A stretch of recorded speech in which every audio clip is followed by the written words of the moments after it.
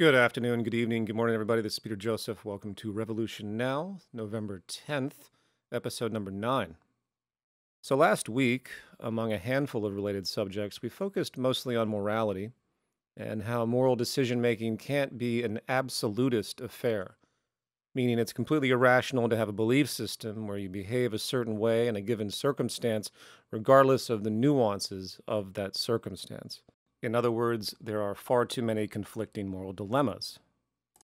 Likewise, history shows great cultural relativism, and hence what is moral to one group of people might very well be immoral to another. So if moral behavior is relativistic in this way and dependent on circumstance, there has to be a more specific way to evaluate moral conclusions, which is ultimately a rational process, an intellectual process, with no need to elevate moral thinking to be beyond us in any way, as if external to us, as religion and some secular philosophy suggest. As many, I'm sure, are familiar, it's been a long-standing spiritual, religious, woo-woo idea that ethics and morality exist outside of us in some way, from a higher place or whatnot, and that has no foundation. Empathic feeling is one thing, as I'll touch upon in a second. Moral philosophy is another. And morality as somehow transcending normal intellectual reasoning is an untenable superstitious assumption. Now, I mentioned empathy, and one could argue that things like mirror neurons serve as a kind of biological basis for moral intuition or moral feeling, which could influence our intellect.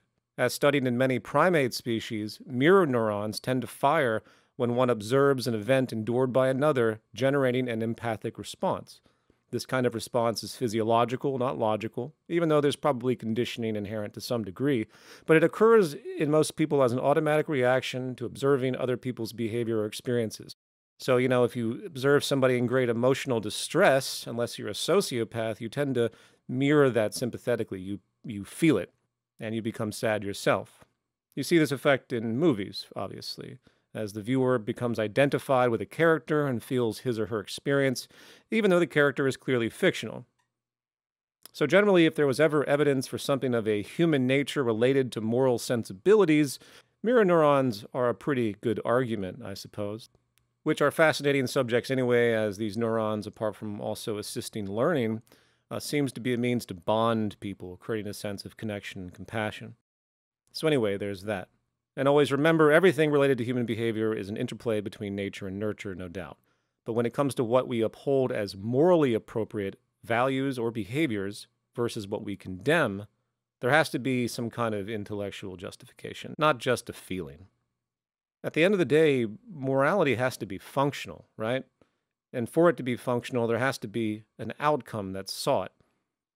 That outcome can be specific to an individual circumstance, like not killing somebody one day, or it can be a broader social outcome seeking to achieve some kind of broad social goal, such as perhaps the interest to eradicate racism and bigotry, as racism and bigotry can lead to direct violence, as we have seen over and over again. Overall, I think the purpose of moral philosophy is to help continue society in a particular direction that is assumed to be beneficial on the whole.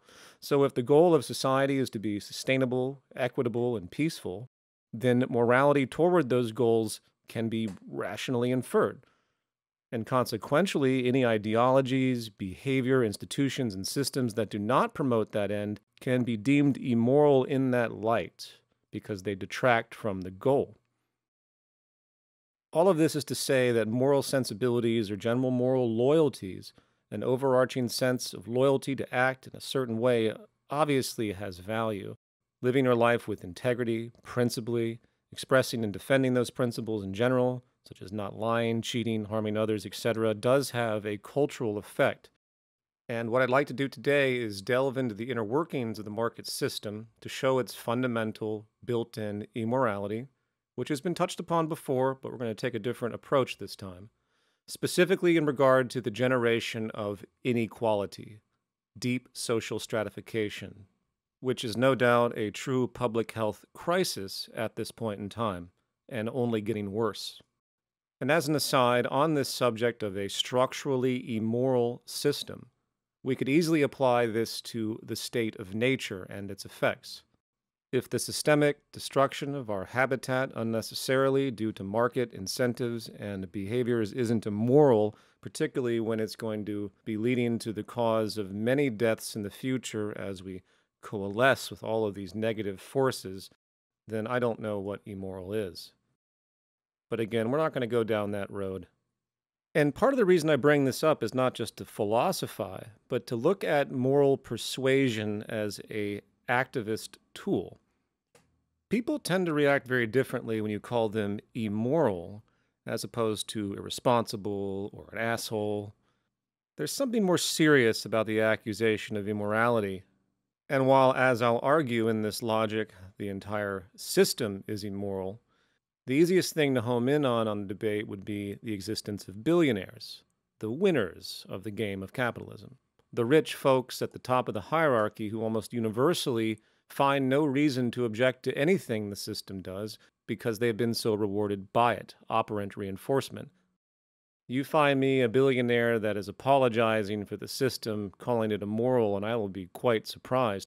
Of course, lots of lip service is given, but it's not what people say, it's what they actually do. It's how they live. Yes, Mark Zuckerberg once stated that billionaires shouldn't exist. I'm paraphrasing, but he said that. But then what did he do? He goes back to his lavish lifestyle. He doesn't do anything to challenge the system when the billionaires are the ones who have the most resources to begin to challenge and buck the system if they really wanted to. But that is way too paradoxical in their limited minds. And again, more broadly, the attack here isn't necessarily on any given individual, even though there should be moral persuasion against them. It's about the structure of the system that they accept. Would you yourself feel morally justified to have more wealth than millions of others, knowing full well that the same system that provided that wealth to you is the exact same system creating extreme deprivation and premature death for millions of others? I suspect everyone is familiar with the concept of a zero-sum game, where a gain or loss of one player or actor or agent is exactly balanced by the losses or gains of another. This is common in basic gambling with a fixed amount of money. And when it comes to market behavior, of course, it's far more complex, even though at the heart of market economics is still a zero-sum effect. An effect I'm going to go into some detail with here in a little while. But coming from a moral standpoint, if this is true, we are all participants in an immoral game that harms people by structural default. Some may remember the Milgram experiment, where a guy is instructed to press buttons that seemingly shock somebody in another room. He is told that he has no responsibility, no moral responsibility, since he has been instructed by the experiment. He's just a tool to follow orders in this machine, if you will. And they examined how far people were willing to go when they thought they were actually shocking people at ever-increasing severity, listening to their screams. Of course, they were not actually shocking them. It was an actor pretending, but it was very interesting in regard to moral responsibility. The same kind of context, such as the Nuremberg trials, where Nazi leaders stood up and said they were just following orders. And while not equivalent, we are today faced with a very similar circumstance in this debate about the moral value of capitalism and our participation. The problem is the systemic relationships that create inevitable harm, unnecessary harm, in our social system are not readily apparent because they are systemic.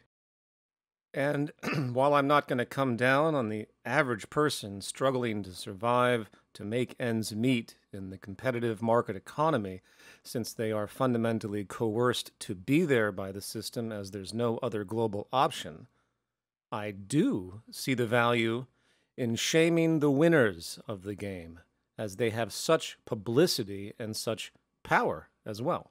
Moral shaming needs to be part of the arsenal of activism. It may be a small part, but I think it has value to shift the tide, especially when it comes to the allowance of ongoing socioeconomic inequality, a deeply destructive force. I know I've touched upon the detriments of socioeconomic inequality in the past, but let me just reiterate things a little bit here for context. As widely corroborated in epidemiological research, socioeconomic inequality appears to be the greatest driver of behavioral violence in general. In the words of James Gilligan, a Harvard violence researcher, who was also a clinical psychologist that actually spoke daily with murderers, analyzing the phenomenon socially as well. He states, and I quote, "Worldwide, the most powerful predictor of the murder rate is the size of the gap in income and wealth between the rich and the poor. The most powerful predictor of the rate of national or collective violence, war, civil insurrection, and terrorism is the size of the gap between income and wealth between the rich and poor nations," unquote. This is a troubling finding, as wealth inequality is a textbook characteristic of capitalism, of course, effectively making capitalism itself a precondition for war and violence. Such correlations between population-level, statistically consistent negative health outcomes and various socioeconomic preconditions are abundant. There's the work The Spirit Level, which I have talked about and featured in my films. It's a book called The Spirit Level, Why Equality is Better for Everyone by Wilkinson and Pickett, and a large amount of epidemiological data is explored and correlated. And what's found is that many public health and social problems are highly correlated to economic inequality. And the conclusion is that the more equal a society is, the more stable, happy, healthy, and productive they are. On the other hand, societies with large income gaps, such as the United States, suffer disproportionately across a range of problems, including higher incidences of heart disease, obesity, homicides, infant mortality, imprisonment, teen birth, mental illness, poor education, and much more. Socioeconomic inequality is also correlated to a gradient of health and well-being, such that those with higher socioeconomic status have better health than those with lower status. While this may seem like common sense due to things like differing lifestyle options, researchers have recently found that a critical component is actually stress. Both general survival insecurity and psychosocial stress have been found to take a powerful toll on people's health in the lower classes, in addition to their lifestyle choices regarding food due to a lack of education, which is common to low socioeconomic status, smoking cigarettes, high sugar and sodium intake, and so on. The stress of simply feeling poor and inferior, which is a direct socioeconomic consequence given how personal success is currently measured in material and class terms, has emerged as just as relevant a health detriment as a poor diet or polluted environment, and so on. So in effect, you have this inherent structural violence to the existence of social stratification, and as I say in my film Into Reflections, humans are allergic to socioeconomic stratification. If we were not allergic to it, we would not react on the population level so negatively. Something in our evolutionary psychology finds great hostility in feeling unequal. So why should we create and reinforce a social structure environment that leads precisely to that when there are other options for social organization? So coming back now to this shame morality idea, there is good reason to criticize and condemn those people that continue to hold up this system, as they are ultimately agents of structural violence. I don't object to the wealthy class as an abstracted outcome, a natural system-level consequence of economic market behavior, which is exactly what it is. It doesn't matter what these people have created, or where they came from, or how well-meaning they claim to be. It's the very nature of their reaction to that gain itself. I certainly understand the logic behind the phrase, "love the player, hate the game," which I agree. If you have an economy that's literally designed around the competitive self-interest of persons or groups, entrenched in a reality of artificial scarcity, you are going to have a degree of inherent apathy and total disregard that goes unrecognized due to the very nature of the game, what's required. But that reality doesn't give a pass to our semi-conscious selves. We can learn to do better and to be better. Until proven otherwise, we do seem to have basic volition, a basic free will, and hence a basic moral compass we can influence and control to a degree. And while I certainly disagree with the entire legal and judicial system which singularly condemns people for their actions, because it's never that simple in the chain of causality, on the other side of the equation, we can indeed learn, change, have discipline, and so on in our volition. And that is where this moral communication comes in. In fact, as a slight aside, I have yet to meet a person who holds a strong moral belief who isn't socially active on some level, seeing the need to try and persuade others to share his or her belief as a moral obligation. Philosopher of science Michael Ruse argues in his book Evolutionary Ethics that humans evolved to think of morality as rather objective, to motivate us to act. And if we do not feel the need to act and influence others, it could be then argued that the very purpose of moral conviction or morality in general as an idea is rather useless. Some may be aware of Thorstein Veblen's famous book, Theory of the Leisure Class, an excellent book about class relationships and the nature of the wealthy class in the mid-20th century. He introduced unique terms that are used commonly today in economics, behavioral economics, such as conspicuous consumption and conspicuous leisure, highlighting a unique kind of status-driven social apathy. An excellent book. And I point that out because it's simply gotten worse today. The rich walk over homeless people to enter into their $30 million penthouses to drink $5,000 bottles of wine with absolutely no real concern, where they revel in their success feeling elevated, not to mention being psychologically reinforced by an entire culture that sees the rich as heroes, envying their wealth, status, and power. Coming back to my film Interreflections, I have a Simon character who represents a socially Darwinistic Malthusian worldview who argues that humans are fundamentally corrupt, and he says to the John protagonist character, quote, "Deep down, John, the slaves don't want to be free. They want to be slave owners," closed quote. And that embraces the sentiment. The fact is, when elevated to the context of moral philosophy, with the stated goals once again of equality, peaceful coexistence, general freedom, the only emotion that should be felt when observing the wealth hoarders of our world is disgust. The only expression they should experience from the public is shame. A morally oriented social psychology should be the opposite of what we continue to see today with the glamorizing of the rich. Even though everyone is doing the same thing, far more care and concern and respect should be put upon the working poor, the people that actually make things move in this world, believe it or not. And a great deal of disrespect and shame and humiliation should be thrust upon the disproportionately wealthy.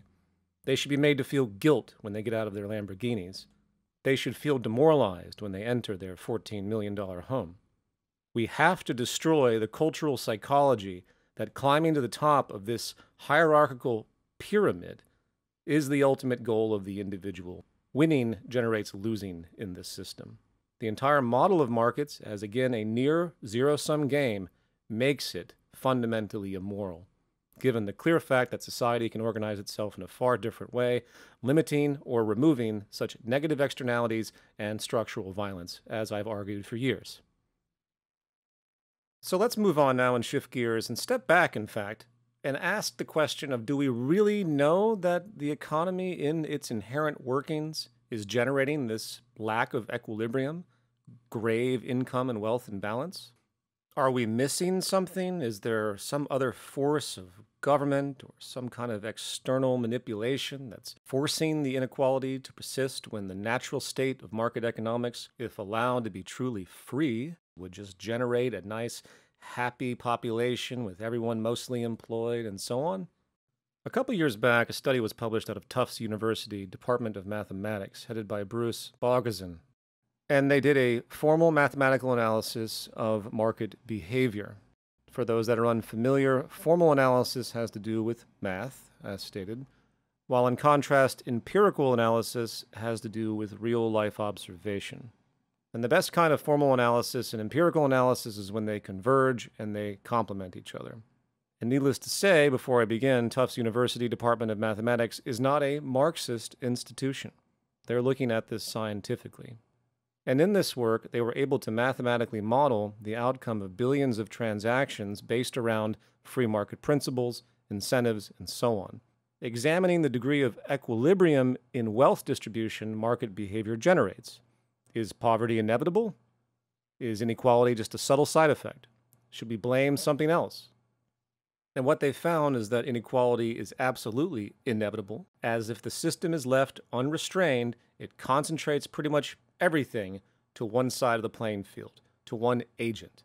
The head of the research program said, and I quote, "Our work refutes the idea that free markets, by virtually leaving people up to their own devices, will be fair.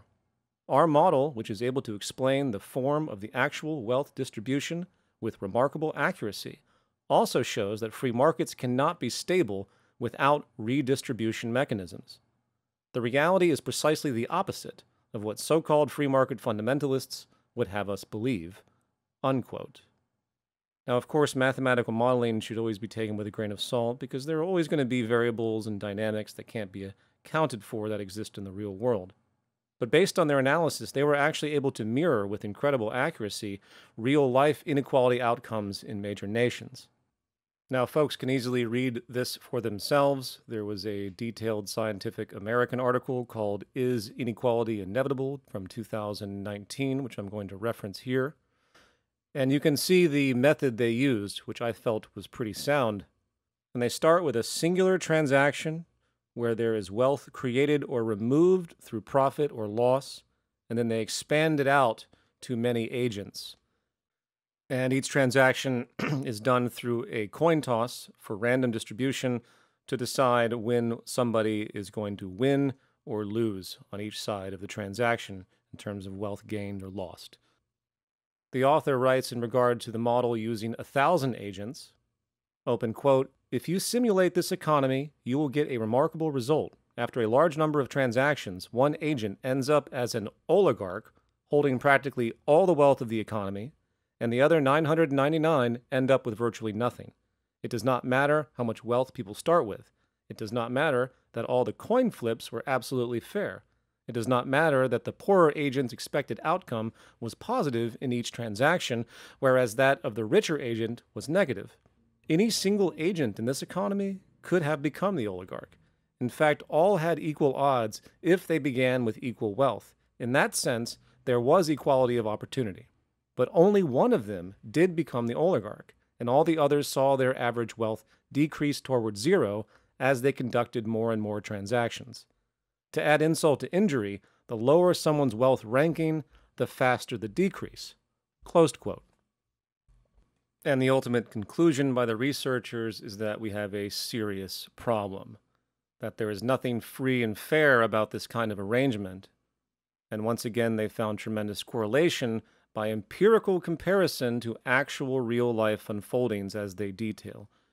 And of course, when you add other factors that are more commonly known about the inequality debate, such as tax loopholes or inheritance or special interests, corruption, and so on, in terms of favoring the existing wealthy, you add those in and it just amplifies the effect. And it's also complementary to Thomas Piketty's work, as I'm sure many are familiar with, where he concludes, just as the researcher of Tufts University, that there is no other choice if you're going to maintain this system than massive wealth redistribution. So when you add this little tidbit of research, which really is obvious intuitively, when you look at this, when you look at the class war in this society that's going on in the long term through consolidations of power and wealth, and then you look at the actual mechanism that's creating all this that is completely unstable and can't find equilibrium, which translates, of course, into vast swaths of people that are going to decay in low socioeconomic status and poverty, you're faced with a deep moral decision. And when you combine modern phenomena of, say, technological unemployment, when you see all of the other modern variables that are now compounding socioeconomic inequality even more, coupled, of course, with the immutable fact that governments of the world will always be compromised by business interests because the whole society is run by money. And I hate repeating myself, but it's completely naive to think that the special interests are not going to buy politicians and legislation just like they buy loaves of bread. We are faced with a very, very difficult trajectory, and ultimately a deep moral conundrum, for lack of a better expression. I hope that if you can communicate this sort of moral realization to people, they'll be more open to such conversation and not fall back on isms and all the general defenses that we see, or conservative arguments that say, well, without inequality, there would be no innovation, which is just silly. Or even worse, the people that think there can never be an alternative to capitalism, of course, and if you want to eliminate inequality, suddenly you're in an Ayn Rand dystopia, and so on. All right, folks, that does it for me. I'm going to bring on guests soon. I know people keep asking for that, and believe me, I don't want to sit here and torture myself talking like this forever. However, getting these foundational episodes under my belt, I think, is a productive thing, and it gives incentive for folks that maybe want to talk. If you'd like to suggest something, there is a subreddit that can be accessed through revolutionnow.live. I'm Peter Joseph, peterjoseph.info, and this program is brought to you by Patreon. All right, everybody, I appreciate it. Talk to you later.